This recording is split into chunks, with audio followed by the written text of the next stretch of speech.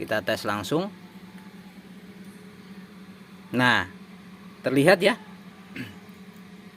kerusakannya seperti ini, kayak lampu blitz ya, dia berkedip-kedip gitu ya. Terlihat jelas ya teman-teman. Tuh.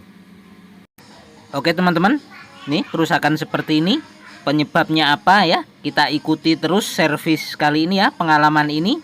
Kerusakannya apa? Jangan di skip ya, agar tidak gagal paham.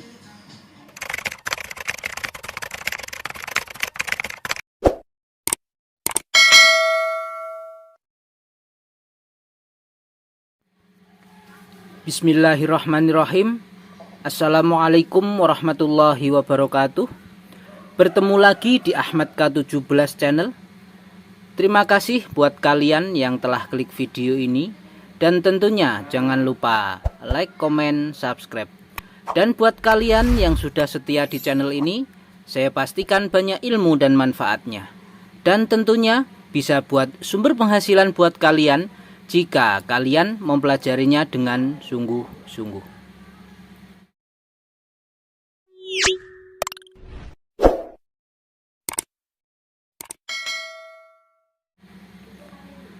Baik teman-teman, di tangan saya sudah ada sebuah lampu ya. Ini lampu emergency ya. Ini lampu apa namanya? Oglangan ya. Lampu apa namanya kalau kalian sebutnya ya. Nah, ini lampu akan hidup ya jika dipasang terus lampu mati ya, lampu PLN mati, padam, lampu ini langsung hidup. Nah, ini namanya lampu emergency. Nah, lampu ini masih hidup ya ini.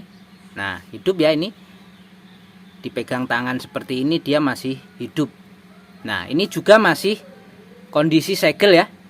Masih segel merek Hanok ya, ini terlihat masih segel Hanok ya, ini Hanok Genius 10 watt. Nah, ini kerusakannya apa?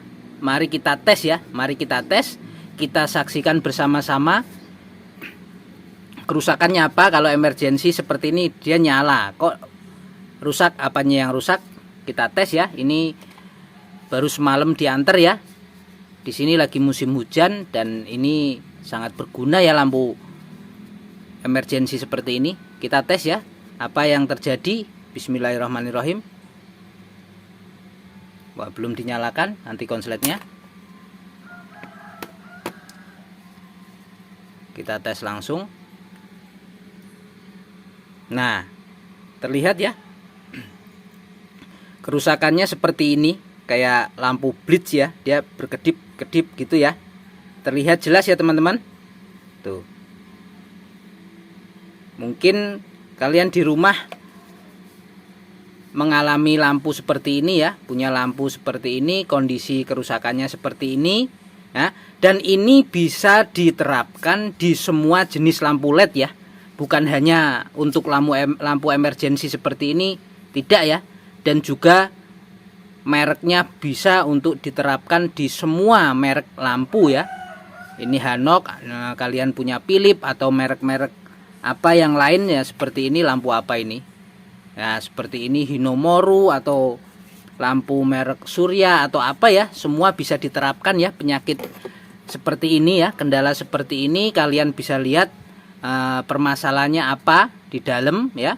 Mari kita bongkar dan kita ikuti bersama-sama. Ingat ya, jangan di skip agar tidak gagal paham.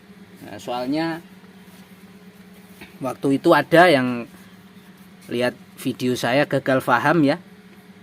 Oke, kita seset seperti ini ya. Nih, segelnya kita bongkar saja. Nah, kita buka kopnya dulu coba. Nah, ini terlihat di sini masih bagus ya. Tuh, kita tes lagi ya biar ini kelihatan kalau di sini hidup. Dipegang tangan seperti ini. Nah, dia mau hidup ya, yang di tengah. Dan yang kedip-kedip biasanya AC-nya ini yang di pinggir ya. Kita tes, kita saksikan lagi ya. Kopnya udah saya buka. Nah, seperti ini. Nah, berkedip-kedip ya. Nah, terlihat kedip-kedip. Nah, apanya yang rusak? Kita bongkar saja ya. pelan-pelan kita ikuti, kita lihat videonya ya, jangan di skip nanti biar tidak gagal paham kayak teman kita waktu itu ada yang gagal paham.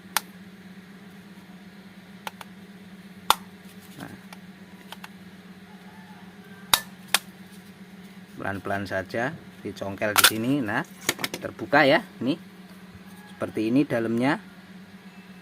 Ada apa, kerusakannya apa di dalam, kita cek.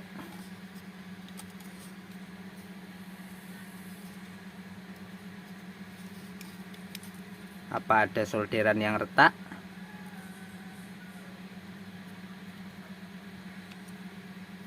Oke, saya nyalakan solder dulu ya teman-teman. Soldernya aku nyalain dulu, nanti mau saya solder ulang dulu ya.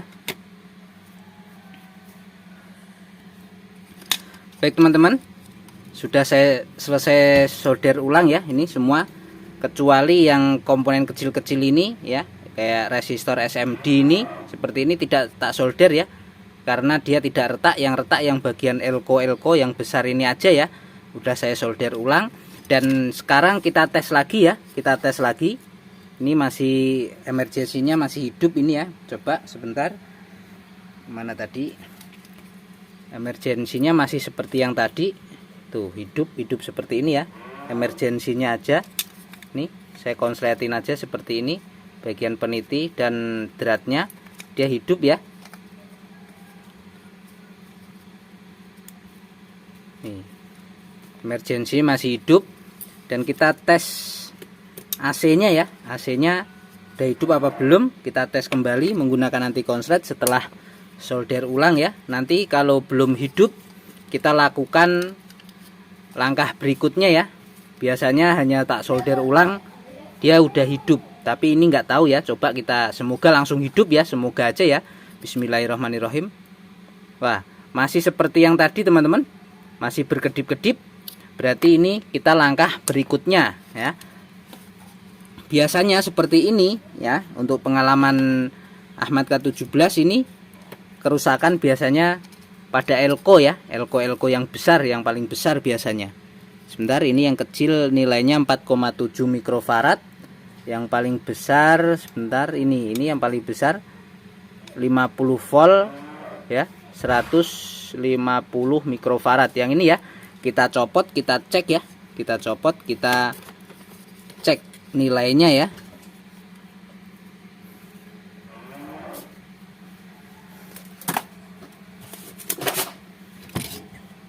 Kita copot dulu, kita sedot.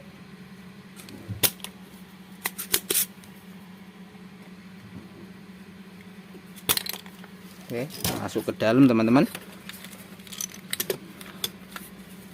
Nah, kita cek dulu menggunakan multitester yang ini ya, yang ada mikrofaradnya.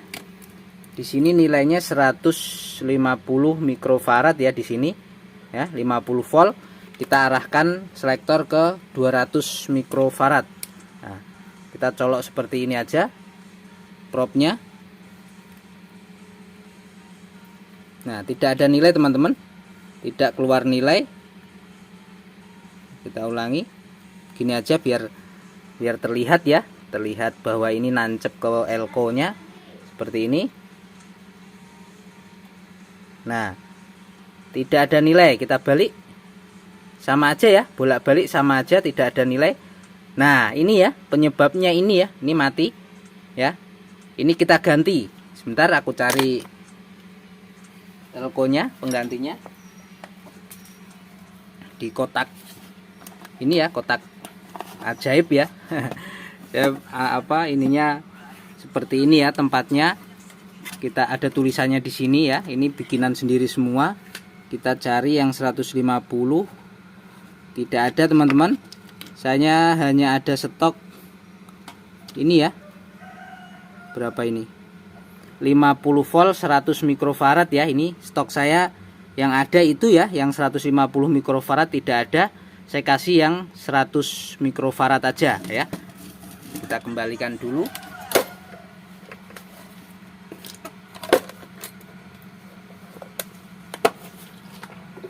Nggak apa-apa, kita kasih yang ini nilai di bawah 150, kasih 100 saja, kita coba ya. Harusnya tidak apa-apa karena sudah pernah seperti itu ya. 50 mikro kita cek dulu ya, kita cek dulu nilainya berapa ini. Biasanya ada toleransi ya, kita cek. Nah 102 teman-teman ya, terlihat 102. Nah kita bolak-balik nggak apa-apa kalau cek kapasitor seperti ini ya. Terlihat ya itu 102, nggak apa-apa. Aslinya 150 mikro. Nah, jangan salah pasang ya, jangan terbalik. Jangan terbalik seperti ini, ada tandanya di sana. Nah kita pasang seperti ini aja.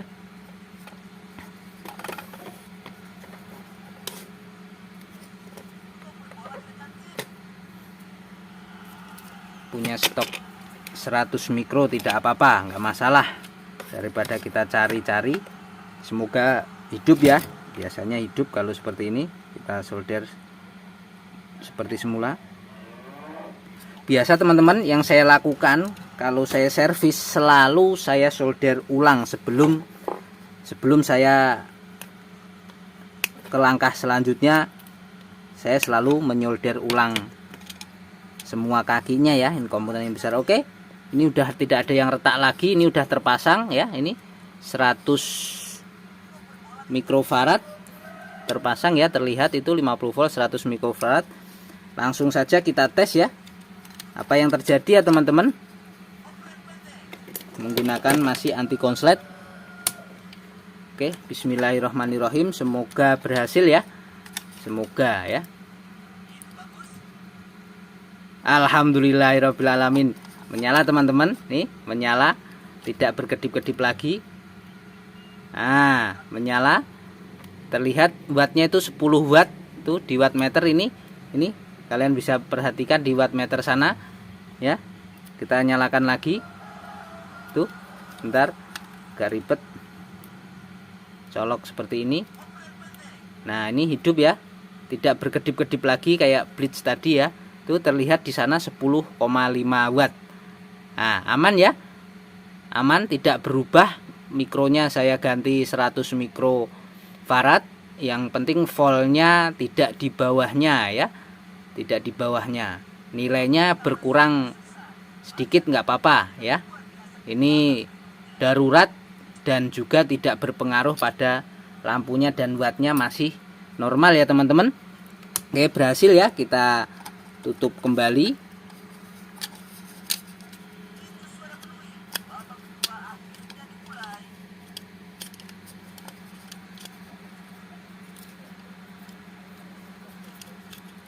Oke, seperti ini. Mudah sekali ya teman-teman. Semoga pengalaman ini bisa untuk ini ya, kalian ya, buat diingat-ingat. Apabila kalian mempunyai lampu seperti ini ya, lampu emergency atau lampu, semua lampu bisa ya, semua merek lampu udah saya bilang di depan tadi, bahwa cara ini bisa diterapkan di semua jenis lampu dan berapapun wattnya ya. Kita tutup kembali. Oke, sudah terpasang, kita tes kembali teman-teman. Kita tes kembali setelah rapi seperti ini. Alhamdulillahirrabbilalamin ya. Ini 10 watt, 9 watt dia naik. Nah 10 watt, 5 terlihat ya itu di wattmeter. Oke, mudah sekali ya, bisa kalian ikuti di rumah. Begitu saja pengalaman servis yang dapat saya sampaikan ke kalian, yang saya bisa perlihatkan ke kalian. Kurang dan lebihnya saya mohon maaf. Apabila video ini bermanfaat buat kalian, jangan lupa like, komen, subscribe. Wassalamualaikum warahmatullahi wabarakatuh.